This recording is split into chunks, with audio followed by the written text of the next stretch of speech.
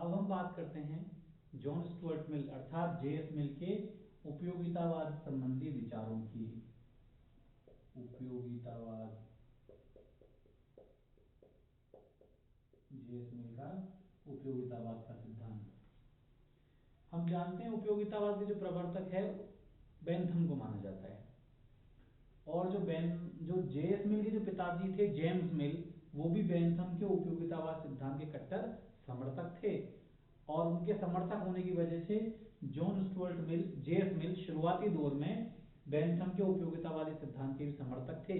लेकिन समय के साथ जब इन्होंने अंग्रेजी जो साहित्यकार हैं कुछ कोलरिज, वुड्सवर्थ, उनकी जब कविताओं को, उनको जब साहित्य को पढ़ा और जब स्वतंत्रता और नैतिकता संबंधी विचारों को जाना, तो उन्होंने महसूस किया कि बेंथम के उपयोगितावादी सिद्धांत में वो जो नैतिक सुख है, अंतरात्मा की आवाज है, अपनी कर्तव्य भावना है, वो कहीं की मिस है, वो खो रहे हैं इस सिद्धांत में। स्वतंत्रता इस दर्शन में नजर नहीं आ रही, नैतिकता का सिद्धांत बेंथम के उपयोगितावाद में नजर नहीं आया जेएस मिल को, और उन्होंने इसमें सुधार हेतु कुछ सुझाव दिए हैं। तो हम जान लेते हैं जेएस मिल के उपयोगितावाद संबंधी विचार को। तो सबसे पहले हम इसमें जेएस मिल और बेंथम दोनों को साथ साथ लेके चलेंगे, क्योंकि जब तक हम बेंथम के उपयोगितावाद को नहीं समझेंगे तब तक जेएस मिल द्वारा क्या उसमें संशोधन किया गया बेंथम के उपयोगितावाद में, उसको नहीं समझ पाएंगे। तो एक तरफ हम रख देते हैं, एक तरफ है बेंथम, एक तरफ है जेएस मिल। जेएस मिल, कई बार ये प्रश्न आता है कि बेंथम के उपयोगितावाद में किसने संशोधन किया, और उसमें नाम आता है एक जेम्स मिल, एक जेएस मिल। तो जेम्स मिल थे वो बेंथम के पिताजी थे, ये ध्यान रखना है। तो हमें संशोधन किसने किया था? जेएस मिल, जॉन स्टुअर्ट मिल ने। तो ये बहुत ध्यान है, इसका नाम हमें अच्छे से याद होना चाहिए। बेंथम अपने उपयोगितावादी सिद्धांत में सबसे पहले बोलता है कि मनुष्य कैसा है? स्वार्थी है। कैसा है? स्वार्थी। जेएस मिल मना करता है, नहीं, मनुष्य स्वार्थी नहीं है, मनुष्य कैसा है? नैतिक है। कैसा प्राणी है?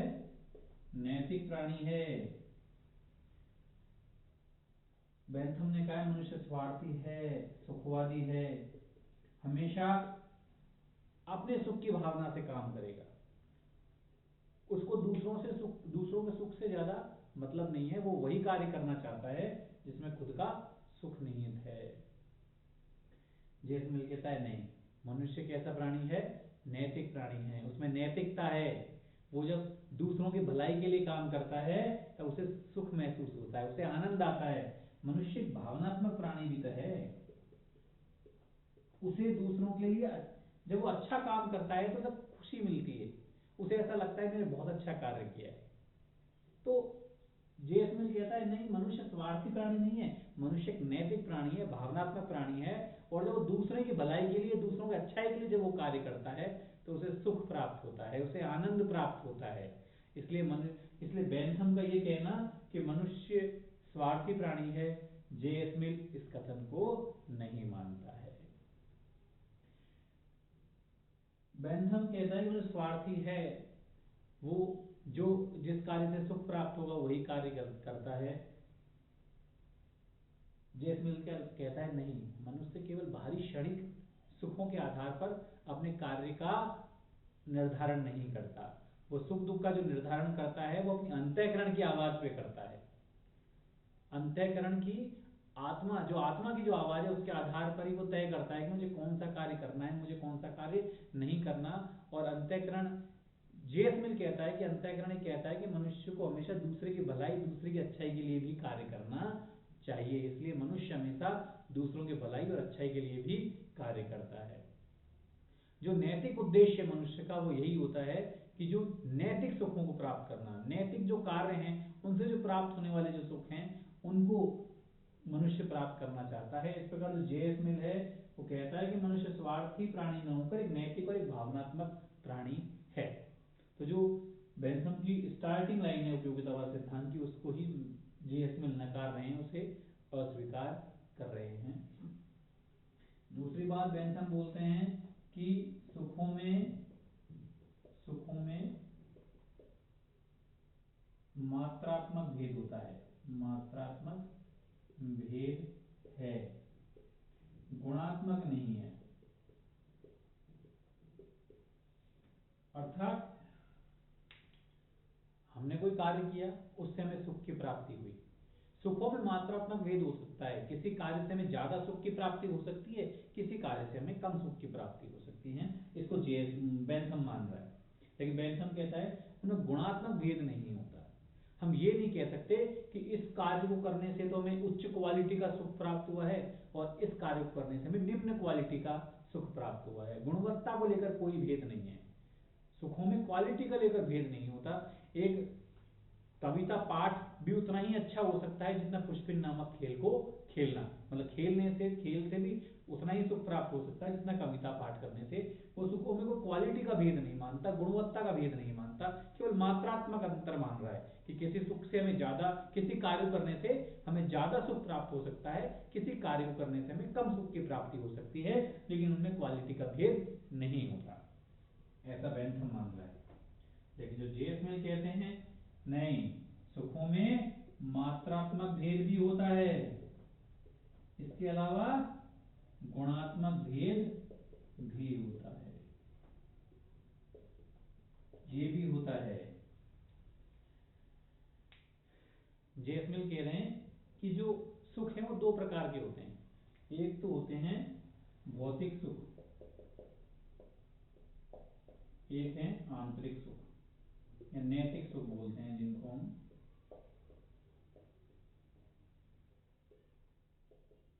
या आंतरिक सुख। तो सबसे पहले जो जे.एस. मिल है उन्होंने ये कहा है कि सुखों में मात्रात्मक भेद के साथ साथ गुणात्मक भेद भी होता है। पहला जो होता है, सुखों को दो भागों में बांटा है जे.एस. मिल ने, भौतिक सुख और आंतरिक सुख।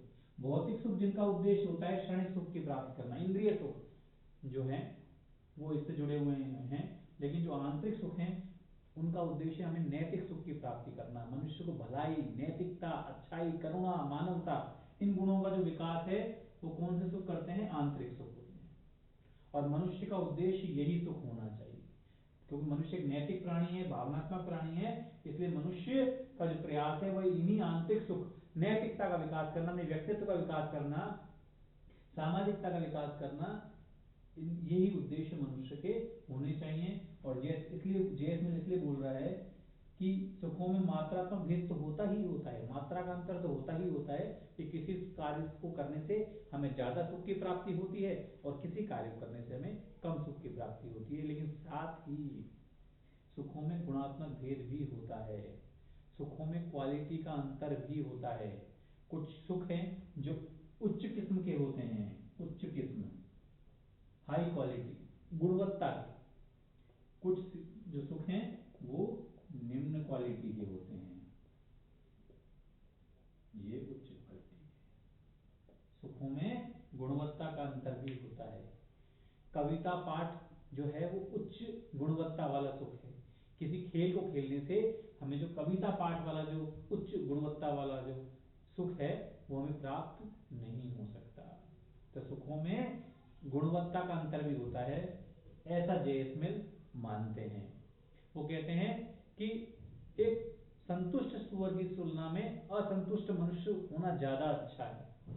मतलब संतुष्ट सुअर जो क्षणिक जो इंद्रिय सुख है उनसे संतुष्ट हो गया है, उसकी तुलना में वो मनुष्य ज्यादा बेहतर है जो अपने ज्ञान की प्राप्ति के लिए, अपने आंतरिक सुख की प्राप्ति के लिए खोज में लगा हुआ है। असंतुष्ट मनुष्य होना ज्यादा अच्छी बात है। संतुष्ट मनुष्य की तुलना में असंतुष्ट सुकरात ज्यादा अच्छा है। सुकरात जो हमेशा खोज करता रहता था, तर्क वितर्क की पद्धति से अपने जो वास्तविक जो सत्य है उसकी खोज के लिए सुकरात हमेशा प्रयासरत रहते थे। तो एक संतुष्ट मनुष्य जो अपने इंद्रिय क्षणिक सुखों से संतुष्ट हो गया है, उसकी तुलना में असंतुष्ट सुकरात होना ज्यादा अच्छा है, ऐसा जे.एस. मिल मानते हैं। इस प्रकार जे.एस. मिल कहते हैं कि सुखों में मात्रात्मक भेद के साथ साथ गुणात्मक भेद भी होता है। जेसमिन बोल रहे हैं आगे, इसमें कुछ अंतर हैं अभी, उनको हम समझ लेते हैं।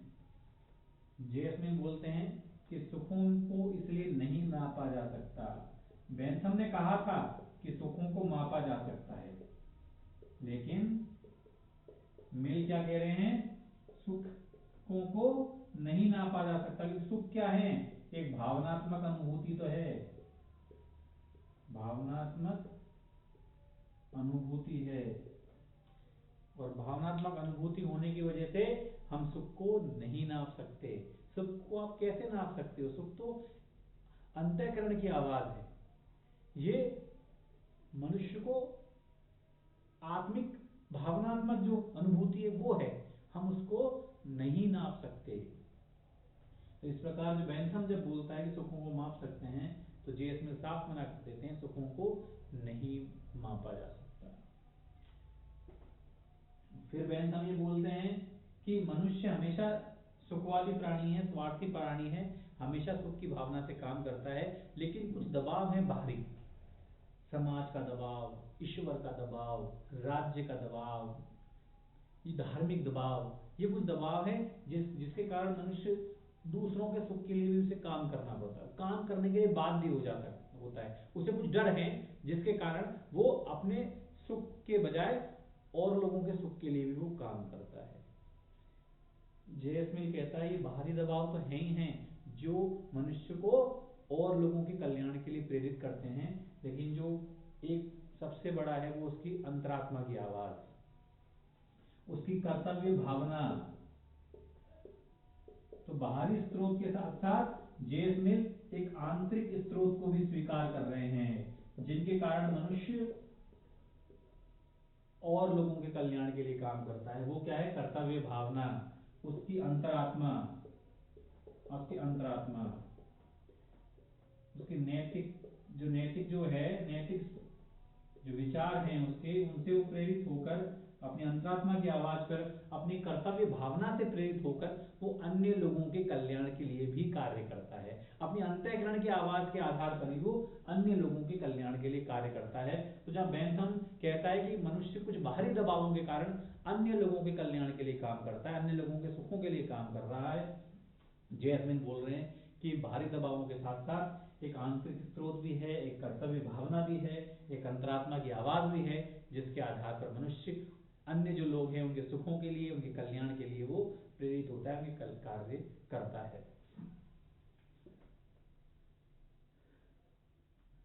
बेंथम बोलते हैं कि किसी कार्य का जो आधार है वो परिणाम है, मतलब वो कार्य सबसे बढ़िया है जो हमें सुख दे रहा है, जिस कार्य से सुख प्राप्त हुआ, परिणाम क्या निकला, सुख निकला, वो कार्य सबसे अच्छा है। जिस कार्य से का परिणाम सुखद है हमारे लिए, वो कार्य बहुत अच्छा है। कार्य का जो आधार, कार्य का आधार है वो क्या है, परिणाम है, वो सुख है, सुखद है उसका परिणाम। तो बेंथम के अनुसार वो कार्य सबसे अच्छा है। ऐसा कौन मान रहा है, बेंथम मानते हैं।